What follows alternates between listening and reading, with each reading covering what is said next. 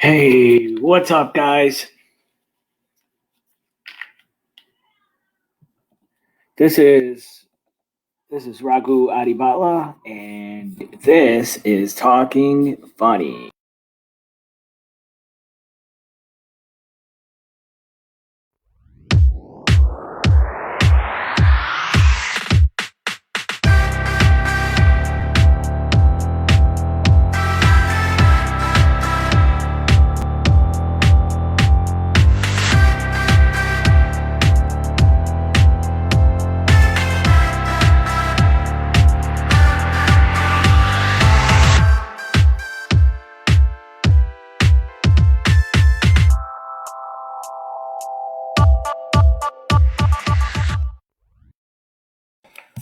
What's up, guys?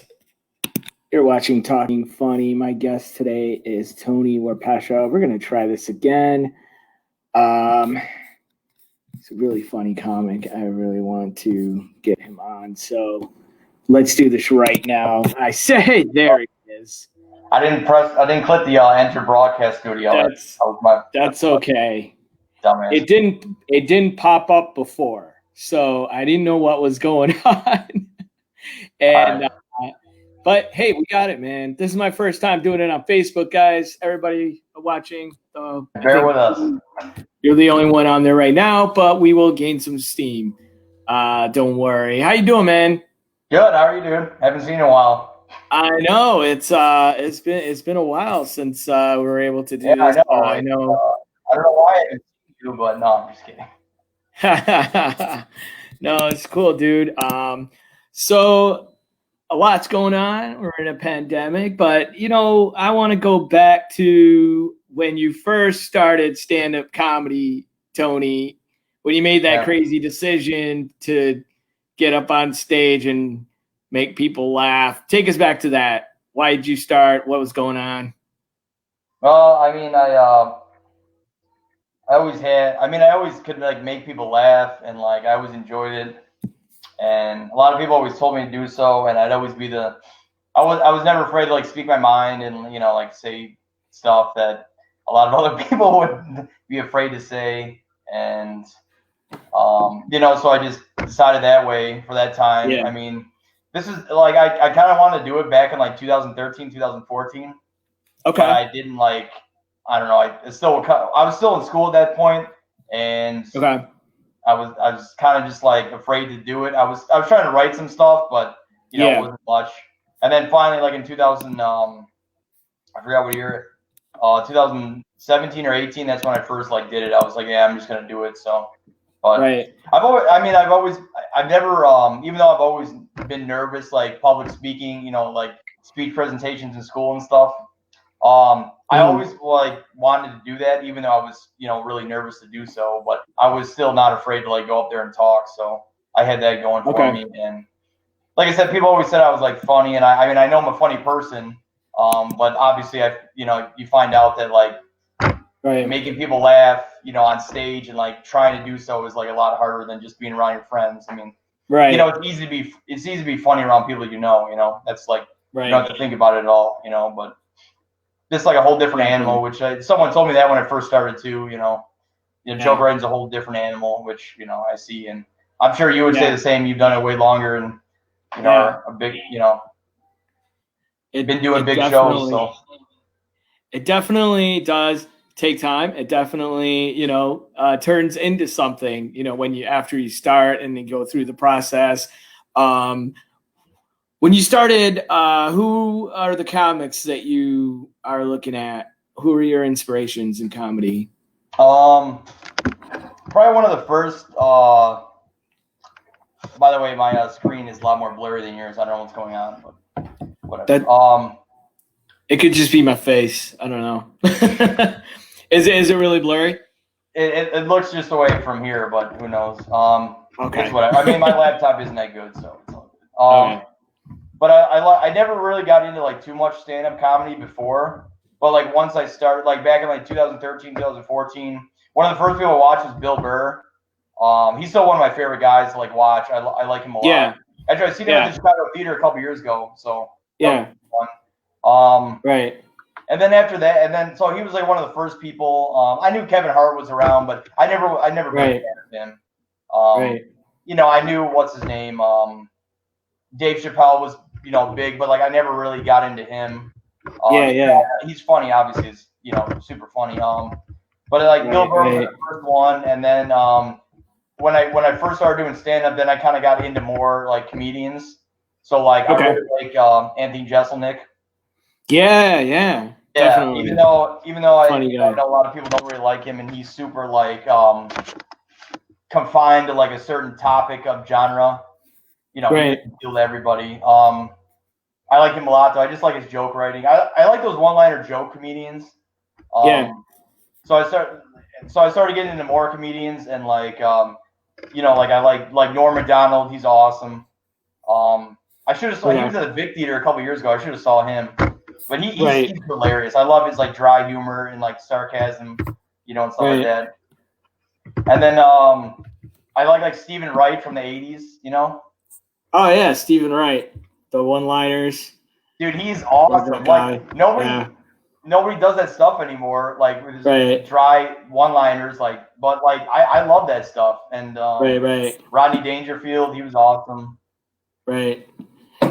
That's cool, man. I love it. I mean, that's fine. I mean, you know, people go way back to even Lenny Bruce sometimes. I mean, he started it all, you know, of course, the edginess. And I know you have a bit of edge in your humor. You got a lot, you know. Yeah. I think actually the first time I met you was at a show, right? The Spot. Yeah, it was at one, I don't want to Romeoville or something. I don't want to remember because I didn't do well. But yeah, it was at the Spot in Bourbonnais. It was way the hell out young. there. Yeah, he's like, yeah, dude, I got a guest spot for you. I'm like, yeah, right. That was a fun show. I wasn't there, dude. Nobody noticed. You were there. Like, you know. And here's lesson number 1 for you, Tony. Don't put yourself down. All right, don't ever put yourself down. And yeah. I read it. I was watching a video of Jerry Seinfeld, and he was talking about the worst time he ever bombed. And this was like 2 years in, and he said he got booked at some disco club on like New Year's Eve. Right. And this was he was like 2 years in, and he said like the microphone was messed up. This was like 1978 or something like that, 1979. Right. And then he said, what's it called? Like he wasn't doing well, and like.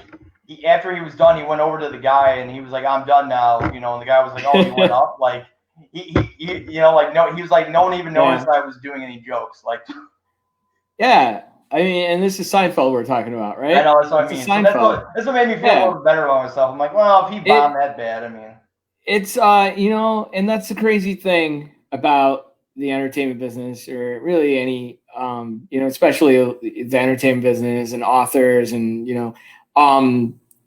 They've all started somewhere. They've all, you know, and we've all started, you know, somewhere. And there's always been people in our lives that'll be like, "Hey, you're, you know, I'm never gonna book you," or I don't have time for you. Even Kevin Hart, you know, in an interview said that he auditioned and they just almost laughed at him. I mean, not in a good way, not at his jokes, more like at him, and it was like, you know, you're never gonna get anywhere. And look at him now. I mean, like, you know, and but the main thing, Oh, sorry, go ahead.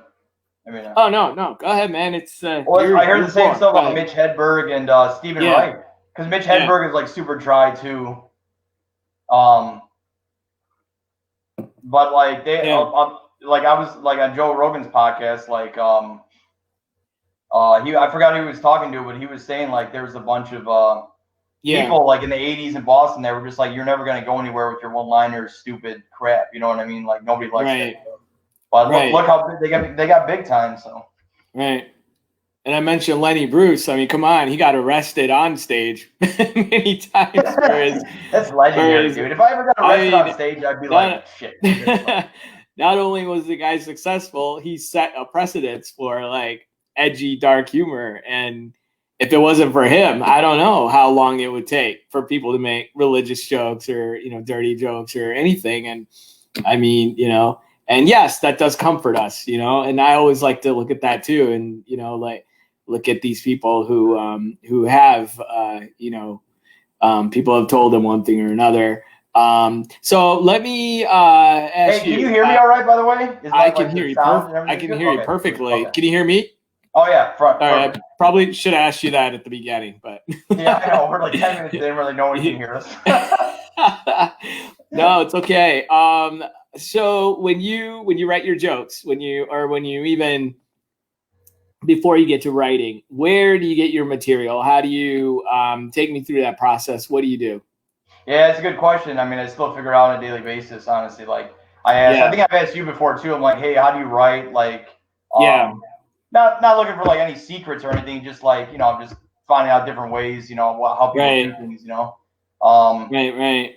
But I try. I mean, when I first started, and this was the mistake I made, and people told me this. They're like, when I first started, people were just like, oh, just don't. I mean, like, you want to be funny, but like, just try to just get comfortable on stage. Just talking about yourself, because that's the easiest when you first start. Because yourself the best. Like your passions. Your what do you do on a daily basis? Your job. Right. But see, I was instead of doing that though, I was so focused on trying to like be so funny, and so I was trying way too hard. So I was just trying to write jokes anywhere, like on everyday life. If I see something, if I was at the gym, if I hung out with my friends, I'd try to make funny stuff from there. Okay. But it was like it wasn't working out too well. Well, I mean that's when I first started anyway, but it was just I was trying way too hard. You know what I mean? It was obviously it just wasn't natural. You know what I mean? Not like you talk about such great stuff. You talk about your life, and it's like so natural. That last time I seen you, that's why you're funny. And you're not even like you look like you're not even trying up there, so that's good. There's a lot more behind the scenes, trust me. But yeah, so I try to get it from there and just everyday life. But like I said, I was trying way too hard. Yeah. And then I don't know, I just try to write jokes. I just write on paper, you know what I mean? And then kind of recently, like the past year before COVID, I was reading more like some books about it and like the structure and everything like that. And like Jerry Corley, he's got some really good stuff. I mean, I did a webcam. He did like an online class on webcam, so like I watched that, and he talked about like just like basic joke structure and like all that stuff.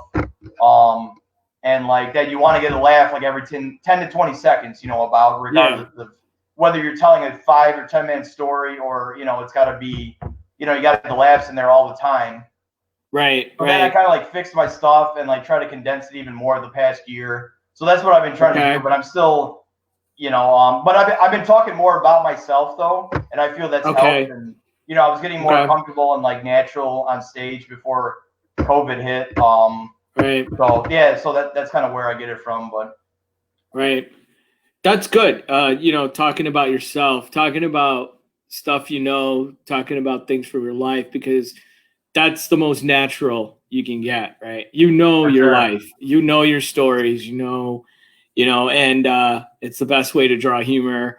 And another good way to keep progressing in your jokes is, I think I mentioned to you, is finding where all the laughs are in your set. And seeing where the punches are, where it's working consistently, and then trying to put all that together. But yeah, it's a process. It takes, and then unfortunately COVID hit, and that's where everything got derailed for everybody. And I know. There's no more live stage stuff. Have you done any Zoom mics? Yeah, I did one. I've actually done like 4 or 5 open mics since then. Okay. CG's is closed though. You heard that, right? Right. Yeah. I was gonna go there tonight after this, but yeah, it's closed down now. But I hit that a couple times. But yeah, I mean it. I don't know. It kind of just sucks. But what are you gonna do? It was nice to get a little break, but Right. How's your experience been? Your last few mics and your jokes. What's since the last time I saw you sent me some clips and stuff. How's it been going since then? Oh, dude, I'm killing it. I'm going to get a Netflix show. Just kidding. We're waiting for it, man. We're waiting for it. Oh, yeah, I don't know. It might be 30 years at that. I'll be like, the day before I'll get a Netflix special, and the next day I'll have like a heart attack and probably die or something. By the way, are you hearing some banging noises, like wood bang? I don't know what's going on. I'm hearing some noises. Oh, that was probably me. I don't know if hit my hands on the table accidentally. So. Oh, that's what. Okay, I thought maybe that was you. Okay. No, yeah, it's all good. Okay. But they've been all right. Yeah. Like I said, just trying to talk more about myself and get comfortable again. Okay. As I've been doing, and just trying to edit more stuff. I was trying to write today earlier. But like I said, I just think just talking more about myself would be good, and kind of like how people. I'm trying to like put myself in people's shoes, like how they perceive me on stage. You know what I mean? Okay. So, I someone called me like an '80s bully the other day. '80s bully. Yeah, I guess I don't know, cause probably because I just I have more of athletic physique and my hair and just I'm kind of like sarcastic 80s and bully. So I know just kind of go up. Johnny from. You just go up to.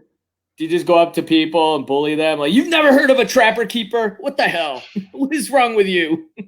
No, it doesn't work. I don't know, but so I think that's good though, because like I can play off that. Yeah. It's like how somebody perceives me. So I don't know. So it's going all right, but it's fun just doing it again. So I'm not. Yeah. I'm trying just to take it slow, and just whatever. Definitely. You'll find your voice. You'll definitely will as you keep going up there. And you, buddy, you're a single guy. You're not married, tied down. You don't got kids. You can get out there every night. Like, well, I mean, after this pandemic, that's probably a bad thing to say right now. Yeah. No, I mean, I was doing like 3-4 times a week. I mean, you saw me at Mojo's. Yeah. I was literally like trying to do it all the time. Like, I mean, I'm not gonna lie. There'd be some nights where I'd worked the night before, and I was like, I'm just tired, man. I want to take a night off. But like I tell you, I was trying my best to get out there and write and stuff like that. I mean, I'll be honest, I wasn't putting as much effort 100% as I could have. But like I was trying to get out there as much as I could, So. Right. But I got to work harder, no doubt. Good. To keep doing it more. So. That's good. It's hold on one second. But yeah, I mean, I like you from that one joke you said when you're like Ragu, like the sauce, and then you were like John, like the shitter. I was like, that's hilarious. That's funny. Thanks, man. That's first when I met you at that place, and then you said that was like your first joke or whatever. So I was like, damn. Definitely. Whatever your strongest laugh is in the set, put that first. And then the best joke, the next best joke put last, right? Yeah, exactly. Like just you got to sandwich them. Do like a bookshelf kind of method, That's why it's so really like that's why it's important to find out where the strong jokes, the strong laughs lie, and then you can kind of strategize. And then the jokes that aren't as strong, you kind of have to wedge them in there, especially when you're starting out and it's, because you're trying to build up material. You're trying to get more and more in there. So it's okay to keep doing the same jokes everywhere. Just keep doing it the same, what you've been working on and what's been working, and just keep getting out there. And you'll get more because life is crazy. Like, especially now, this quarantine, this pandemic is the best time to just hone in all that material. I know it's totally different though when you're not able to go up though. You know what I mean? Oh, I understand. What I mean is sometimes that's a good break. I haven't been able to write much. It's like Well, that's what I mean is now that it's not you're not going out of your home as much. You're able to kind of put a little more focus into writing. That's what I've been doing in the quarantine, especially in that quarantine where you couldn't even step out. I mean, I pretty much I'm not going out to work. I'm at home. So it opened up a lot of time to be able to devote it to just writing even more. And it helps. And really the thing is, and here's a good method that sometimes people use, try to write a joke a day. Yeah. See what happens. Like I even try to write more than that. Whatever it is. I mean, what's that? I even try to write more than that. I mean, Jerry Corley was even saying like, if write 10 jokes if you can. Write. I mean, try to write. I mean, he started one like you're talking about, but he's like try to increase it every day. I mean, think about it. If you write 10 jokes and the more jokes you write, the more you can test out daily. At the open mic, like the better you're gonna be. And even concepts, even something that could turn into a joke, sure. Even if it isn't solid yet, every day. I try to do it. It is tough. I'm not, it's easy to say. It's easy to say, but it's but it's a good habit. I think a lot of comics are, have done. That's what Seinfeld does. I mean, he writes all the time. He's actually coming out with a book, all his bits in one book from 1975. Really? Yeah, I think it's coming out in October. It's called "Is This Anything?" Which he means like after you write a bit and you're like, "Is this anything? Is this gonna work? Is this something here?" No. But I that's mean, what I asked. Talk about him though, but I mean, like, well, that's the thing too. It's like all the other like good guys, like Bill Burr and like Anthony Jeselnik, like they had like the same struggles. Like, I remember Anthony Jeselnik. He said he did when he first started, he did like an open mic, and then he did pretty well. And then the second time, he like bombed really, really bad. And he said he was so afraid to get up on stage again for like almost another year before he got up on stage again. So. Right. And Bill Burr, I mean, he talks about all the times like he messed up and how many times he almost talked about quitting and stuff like that. Cause but it's I don't know, but yeah, definitely. It's just like you're in the same spot as almost everybody. So starting out, yes, and then you look at the comics after who've then gained some speed and they've created some habits and the way they've turn themselves into a solid comic, the way they did that. So I know you've been performing a lot in the suburbs. Have you had a chance to do anything in the city? Yeah, I would do mics over there, but I kind of just stopped going over there. Okay. I did try to go at the Laugh Factory a couple times, but I didn't get picked. Yeah. Okay. They like got the lottery system there. Yeah, I know. And there was they reduced it from like how they used to do 15 names. Yeah. They cut it down to like 12, and there was like 45 people that put their name in there. So right.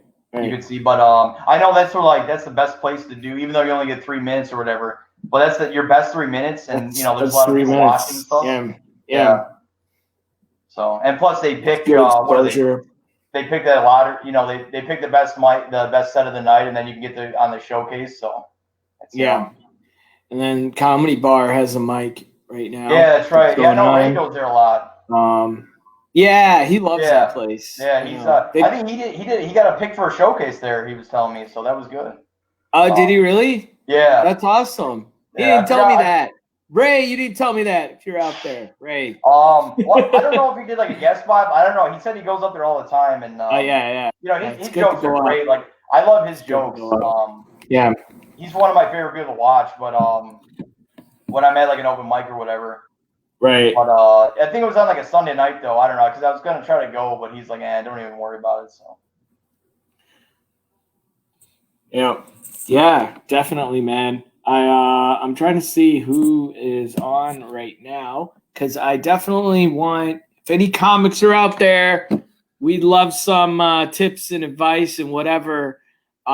Just pour it in because we all are on a learning curve here. We're all trying to learn. We're all trying to. No, seriously. It's a long process, but it happens, man. It does. Yeah. Tell me about your. Go ahead. What's that? No, I mean it's fun with the challenge, of it. So yeah. I would say if I didn't like it, I wouldn't be doing this. You know what I mean? So. Yeah. And tell me about your family, your support. Like your mom came out one time, I think, right? She came to the spot. Yeah, she came to that show. Yeah. And then my dad's come out too a couple times. Like they were at the shrine the one time I was there, and Ashbury, they came. Yep. I don't know. It's kind of like different to have your parents in the crowd, just because like I'm just like it's funny because like they're like when I do like at an open mic, like nobody, you know what I mean, like it's just like whatever, and then like when they watch me, I'm just like I don't know.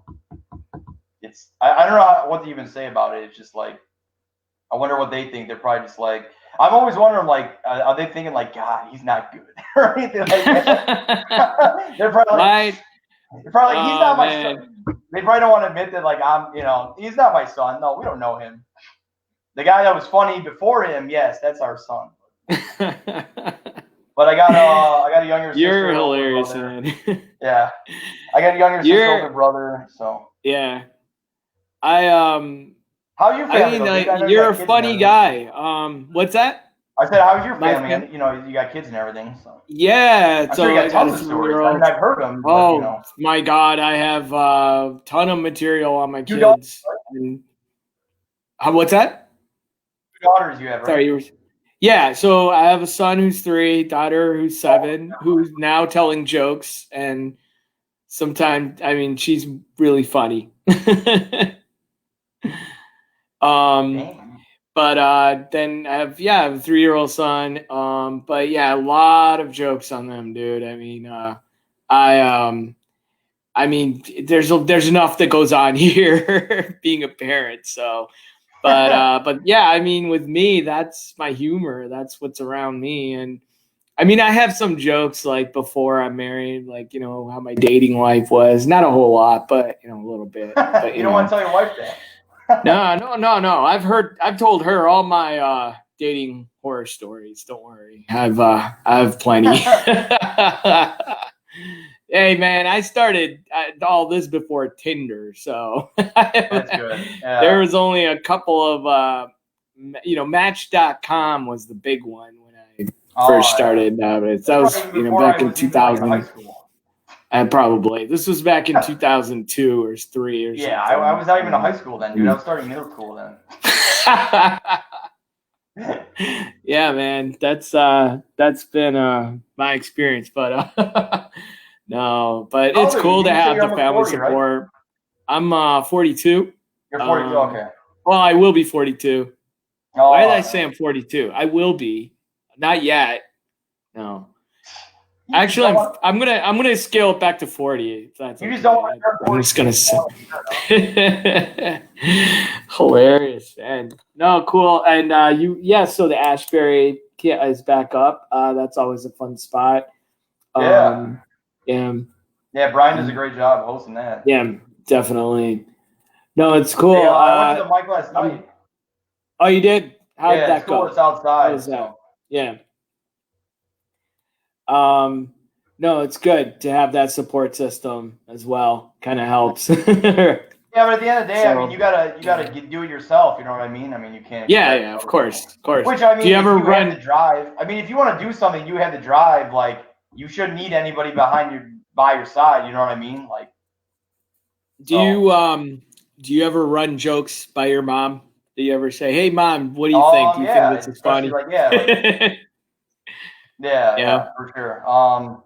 No, I do that. Friends especially. That's the thing too. Like we were talking about place for material. Sometimes like at work or like around friends, like if I just say something like if I'm just having a conversation, like I won't even try to say a joke. I'll just be myself, and if they laugh at whatever I say, like I'll try to I'll jot that down, like you said, like a concept or something like that. So yeah, that's awesome. When you're at your funniest. You're just. Shooting the shit around people. So. Exactly. When you have conversations with your parents or your friends and stuff, that's a lot of where my material comes from as well.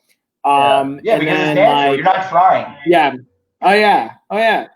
Do you carry a notebook around? Do you carry something or your phone? Do you automatically write down stuff or? No, like I don't in your carry phone? A notebook. Okay. But if I think of something, I'll just jot it down on my phone. So. I'll just put the idea down and something like that. So, yeah, it's like in your phone, right? In a notepad or something. Yeah, I just do that. I mean, sometimes I'll be laying down and I'll think of something. I'll have to get up and write it down. Yeah, you know what, too? definitely do that. Other material, like when I'm watching other comedians, though, too. Yeah. Just, steers the mind, and stuff like that. So it gets you flowing. But that's when my mind is like working the best. I feel like after I do a set, and then I sit down, and then like I watch a bunch of other people, and then and then you go from there. So. Right. Sorry, I was just trying something here real quick. Because I'm trying to see if anybody commented anything, but I don't see anything yet. So. And we're really no, we're not. We're not. Well, I am. You're not. Trust me. People come here for the guests, man. They don't come here for me. Trust me. Nobody cares what I'm doing. So I'm just, it's Ragu again. But this Tony guy, he seems cool. Dude. We're gonna talk to Tony. I'm hoping there'll be a lot of ladies watching, but forget it. We got this is the best online dating experience you'll get from me. Like you're seeing me in person talk about stuff. Dude, you are hilarious. I'm telling you, you're a funny guy. You're a funny guy. I just need to translate it on stage, dude. No, that's it. That's what you need to. But you do have funny stuff. You do. I've seen your sets. Oh yeah. There are jokes in there that were hilarious. Every single set. All I'm saying is take all those together, put them in one set, and you got like a whole tight 5 that you can take anywhere. And then soon, you'll get more and more. And that's really, because I'm telling you, it's your first goal is your tight 5. And you're almost there. You take all your material and you take all those jokes that got laughs, put them all together in one set. I'll bet you anything you have your tight 5. Might be like, and take those jokes. Then you take those jokes and you see how you can tie some more on it. You know? I think you can do that. That's why for sure. I know, man. You can definitely do this. Yeah. I mean, that's the thing. Like, I'm super funny, like in real life. Like, it's not even trying to be, and you can ask anybody from like my friends, family, people at work. Like, and that's the thing. I know I am. I know I sound super arrogant about it. I'm not trying to be. I know what I am. What I mean? It's not arrogance. It's not arrogance because like I don't even have to ask them. I know you're a funny guy. I mean, I know it. Like you've got a great personality, and let that audience see that, and they'll see it. I know. That's the thing. And the other, I need to like even open up more and like show who I am as a person. Yeah. And things like that. So. And definitely. And you got a great personality that can carry on stage, like a good stage presence. So that's, and then the number one thing, Tony, don't ever get, and I'm going to say this again, don't ever get yourself down. There is no such thing as a bad show. There is no such thing as a bad like audience, or sometimes, but that's always a fine line. There's no seriously, like I don't want you to ever think a show is small. I don't want you to ever think that you just go in there and you do your thing and every show counts, because you never know what's going to be that one it's because I hear a lot of people say it all the time. It's like, oh yeah, I did the show, but yeah, it was nothing. It was just some small. No, it's a show. They gave you stage time. They didn't have to. They did. They booked you, and you got time. You got time up there for people to listen to you, and that's a great thing, So yeah, I hear a voice. They don't ask you to come back. So. See, there you go. There's that again. Don't do that. I know. I'm just kidding. Don't do that. But I don't mind. Self-deprecating. It's all good. That's good. Just don't do it too much. Yeah, for sure. Yeah, I know. I just need to. I mean, I'm not gonna lie too. I gotta be honest with myself too. Like, I need to work harder. I mean, there's no. I haven't been working hard enough either. Even though, so you can always work harder. Or do what I mean? Like let's be real. So definitely. No, I mean, there's no grade. It's not like in school you get 100%. You can't do any better than that. But in stand up or every other thing, like there's you could always do better. So put in more time. Right. So what kind of comedy would you say you do? What's your genre of comedy? Where do you fall in? That's a good question. I don't know. I mean, that's the thing too. I've just been trying to write down, think of topics, like I said, that relate to me. Okay. That describe me. So I guess I don't know. I mean, I have some dark jokes. Okay. I try to be clean. I try to be clean. I don't want to talk about like sexual stuff. I have like one or two I'll say related to that, but nothing like dirty like that. You know what I mean? But okay, dark jokes. Okay. I mean, I like to work out and go to the gym a lot, so I've been trying to like write some gym jokes. You know what I mean? And I like sports a lot, so I should try to tie like stuff into sports. Like Bill Burr does that awesomely.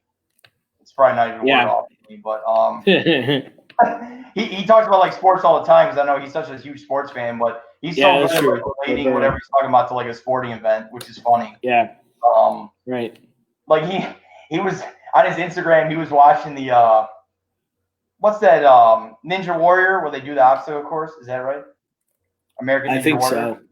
I think so. Yeah, when he was watching that, he's like, I don't give a shit if this guy's married or not. Like, just show the stupid obstacle course. He's like, I'm not watching for that. But it's just funny, like how he says it. Like, that's hilarious. But that's him, and that's funny.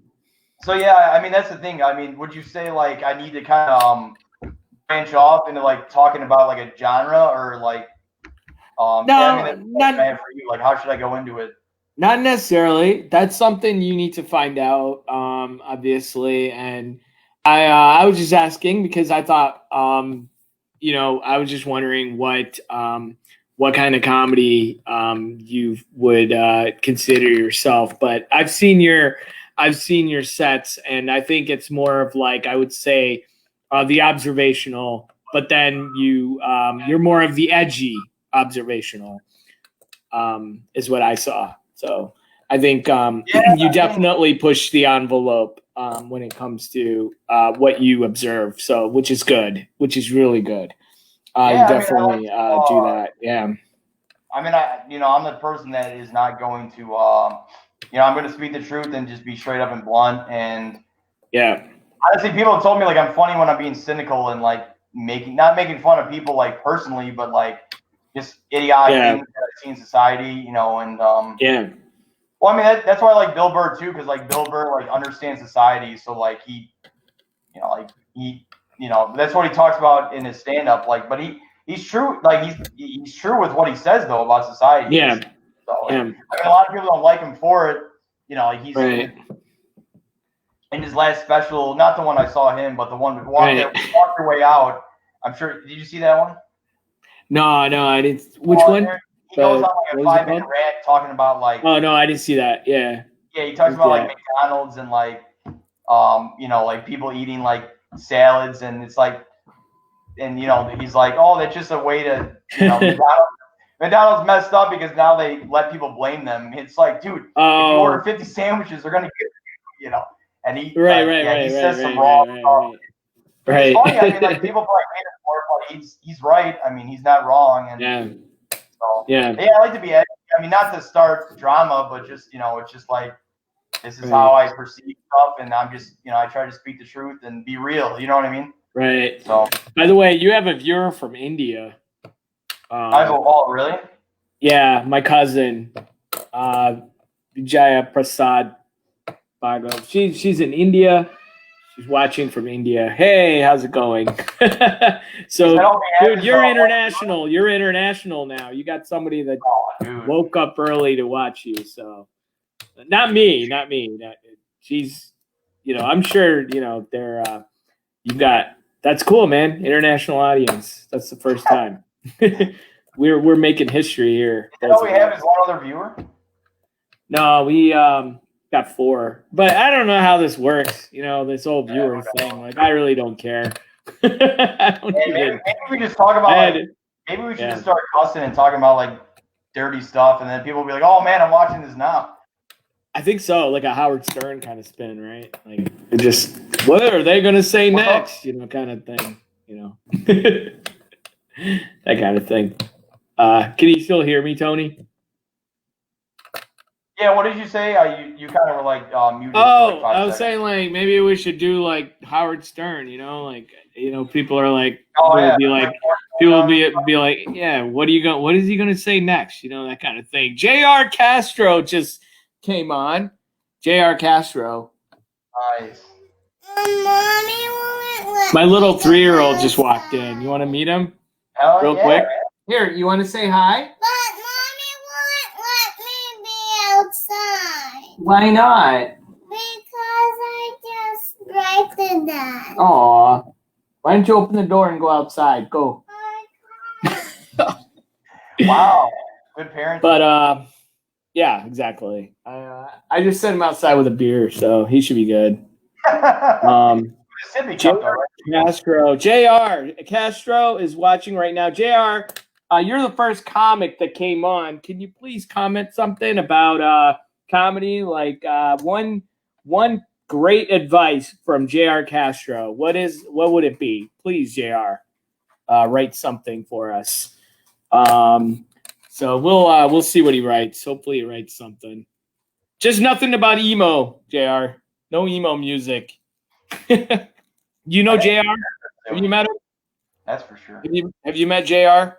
Oh yeah. At the Shrine. Yeah, he's a good guy. He plays all the music. That's right. He does. Sometimes he'll play music to embarrass you up there too. That's happened.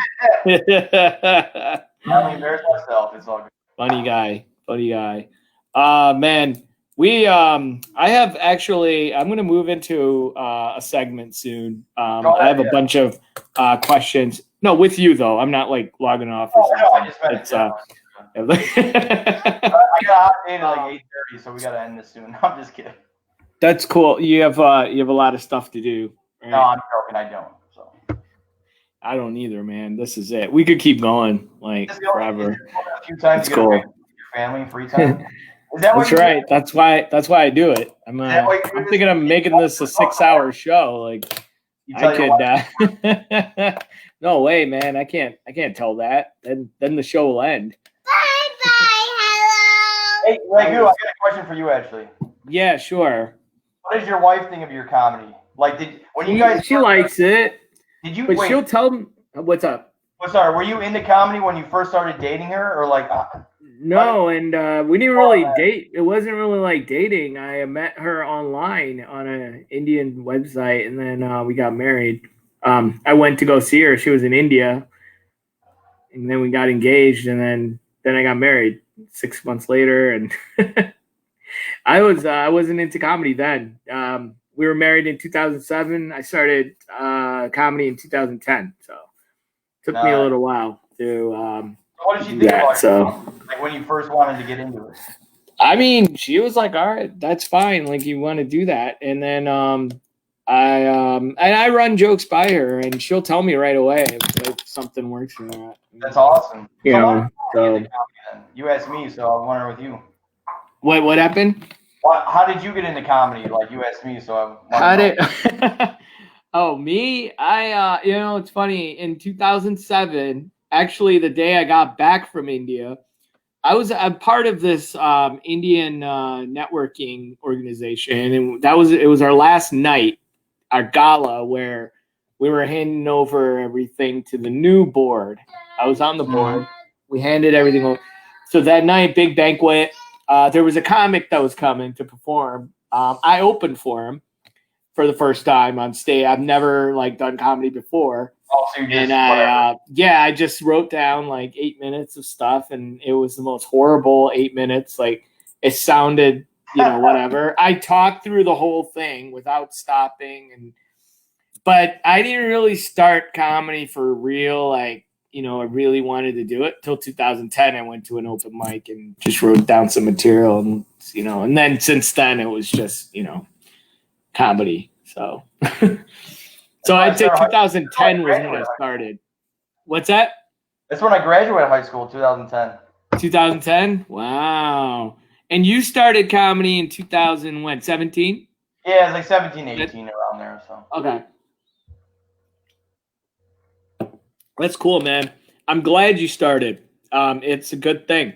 And like I said, it's a process and you're going to get it. And this is the best time to really hone in on your material and really, really, really look at all your jokes, all your recordings, and because you got nowhere to go right now, and this is and keep doing those Zoom mics, whichever ones you can.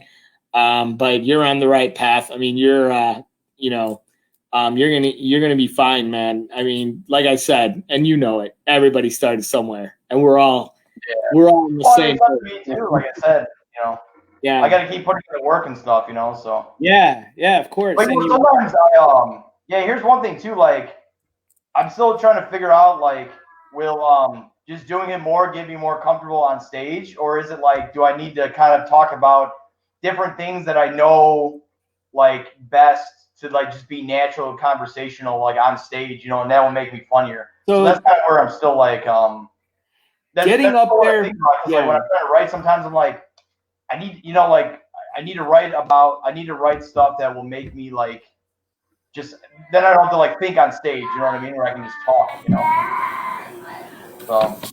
So so about the comfort level, everybody's different. And you look pretty comfortable up there, I'll be honest. Sometimes, I guess. I mean, you might not feel comfortable, and nobody really, like even I'll ask some comics right now who are like at a zany stage doing like a feature or headlining, and they'll tell me they're nervous. They were nervous before getting up there. It's everybody gets nervous. Everybody has their moments, and that's one thing that like you would never know who is nervous. Exactly. It's the way you are up there. And I didn't really see it from you when I was looking at your clips. You didn't seem that nervous. But of course you'll feel it. And it happens. But the key thing is, doing it enough where it doesn't happen a lot. Like, I'll go up there. The first few years, I had, kind of a nervous tick. There was, times where I was forgetting jokes and like I did have like a blank spell or whatever, and it happened every now and then. Now it doesn't happen anymore. I've kind of tried to figure out a strategy for that. And so, over time, I kick the nerves, and it's more of like, I'm just going up there. I'm doing my thing.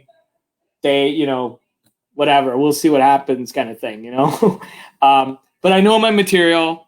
I know what I want to go up with. Like, I'll write my set list. And then the key thing is being confident in your material and in yourself, and the audience will see that, right? Like, your material, what works, what you're putting in there. So you go with that confidence. The audience will know, they sense it. They know, like, when you get nervous, they get nervous. They get nervous for you. They don't know what to do. And we're in an environment. This community is very good. Chicago, not a lot of hecklers. It's not, it's like people are very supportive. Like I've seen most audiences very supportive. So they won't, like, they're not the type to, let's say, when I forgot my joke, I froze for a whole minute on Zany's Rosemont. They actually clapped after a while to get me back into the groove, even that. And then finally it hit and I started talking again and I finished and it closed with my big closer and everything was fine. But it is, but I'm not saying that that's something that, should happen, but you just keep going up there. You'll get comfortable. Confidence in your material, your jokes, you will do well, and then it's, find where the laughs are, put all those jokes together, create a type 5 and go with it everywhere you go. Don't worry about it. Do the same set. Get into it. Because you need to know these are your strong jokes right now. These are what you really need to know. They're going to be you, right? And then you're going to keep adding.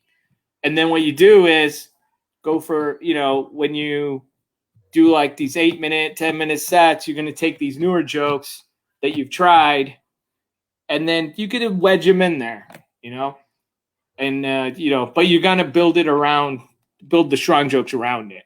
Yeah. Start strong too. Start strong. Take that one joke, put it in the beginning, and then just, because you're going to set the tone that way.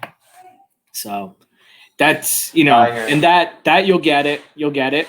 All right. So I'm going to move into a really cool round. It's called Ragu's Hot Sauce Seat. It's questions. Don't get nervous. Google, Amazon, Facebook, ask some of these questions in their interviews.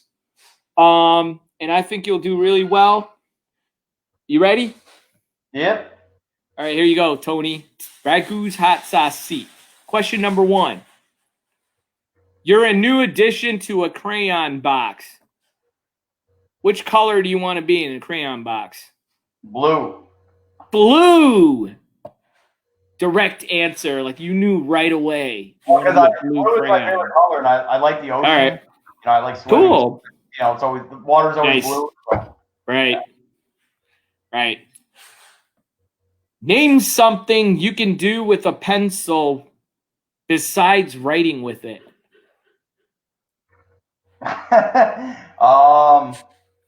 Make a hole in a box. All right, that's cool. I think you can do that. All right. That was such a dummy. Number 3. This is kind of more getting to know you. I don't know. I don't even know if you were born then. Favorite 90s jam. I don't even know if you have a 90s jam. When were you born? I mean, I was born in 92, so I okay. Okay. Actually, when I was younger, one of my favorite songs was "Wannabe" by the Spice Girls. There we go. Awesome. So tell me what you want, what you really, really want. Yeah. You want to be my love? Yeah, exactly. Yeah, that. Okay. That's enough, Tony. You don't need to sing the rest of that. No, I know. What were you saying? I said I can't sing worth shit, but I used to like that song a lot. Yeah. I still do. I mean, it's an awesome song. It's pretty cool. My wife likes that song. You have the opportunity to have dinner with a famous comedian, and you can ask him whatever you want, have a great conversation. Who are you gonna go out to eat and just hang out with? Just one person? Yeah, one person. Yeah. It's not like a date or anything, because it could be for drinks, Bill Burr. All right, cool. That's awesome. And what would I ask him? What would I ask him? No. Just somebody you would just hang out. Oh, okay, yeah. That's cool. Yeah, Bill Burr. That's cool. I think that'd be a great conversation. I think that'd be cool. If there was a movie made about you, who would you want playing you? Who do you think would be playing you? I would say three people, because these are the 3 people that people told me I look like. Okay. The guy from Dexter, the guy from Workaholics, Adam Devine, I believe, or Rob Gronkowski, because people say I look like all 3 of them. So that's true. Even though Gronkowski's way bigger than me, but no, but I see that. You're trapped on a life raft with a nun, an old man, and a baby. There is only room for 3 of you. Who are you throwing off the raft and why? Probably the nun, because I'm not religious. All right. So you're sparing the old man and the baby. That's good. Well, to be fair, the old man probably sacrificed himself. So that's true. If I was an old man, I would do that. So. Okay, you're at a store. Let's say Walgreens. We'll make it a little easier. What set of items are you buying to make the cashier really uncomfortable?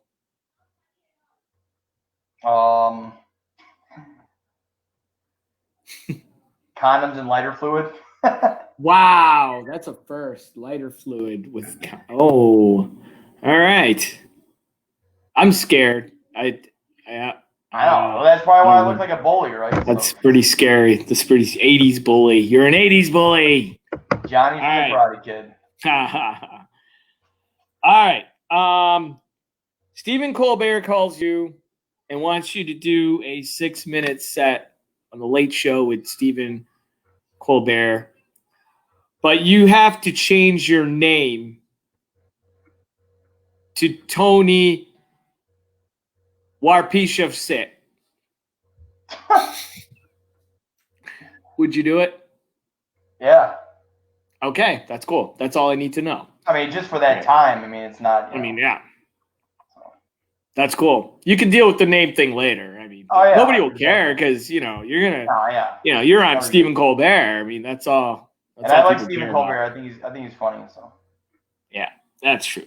All right, last question, Tony, and you won't offend me anyway. Ragu or Prego?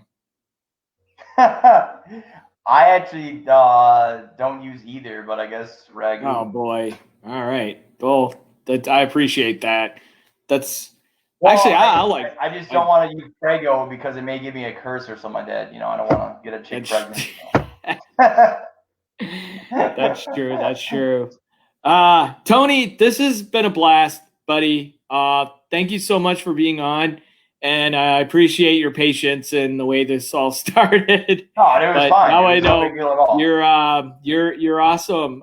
Just keep getting out there to the places you can right now that you're able to, and the Zoom mics, and get to your jokes. Just keep writing, seeing what can you do with the jokes you have.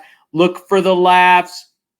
Look at what jokes are working, because right now I think that's what you need to do is figure out all those jokes that are actually have real potential or really working, and then you got yourself a type 5 soon. I can see it. It's coming.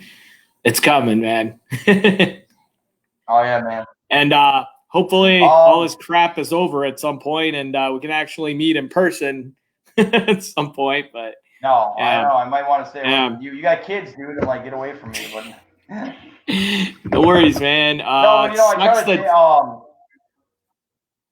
no, I like to. I meant to say, yeah. What's it called? I just need to, like I said, find more stuff that, I'm passionate about. I can talk naturally about. That will give me more confidence on stage because I know it so well. You know what I mean? So right, like George Carlin said, write about stuff that makes your blood boil, or that you're passionate about, or that the best. Right.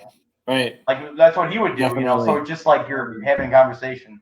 So instead of that's my problem sometimes. I try so hard to write jokes and be too funny, and it's like it makes you look like less funny than you are when you try too hard. So right, exactly. Thank you, man. I appreciate it. You have yourself a good night, and thanks for being on, dude. I appreciate it.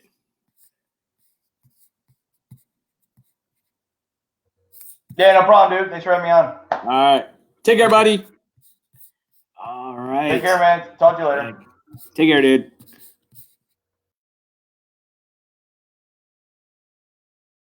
And that was Talking Funny with Tony Warpasha, you guys.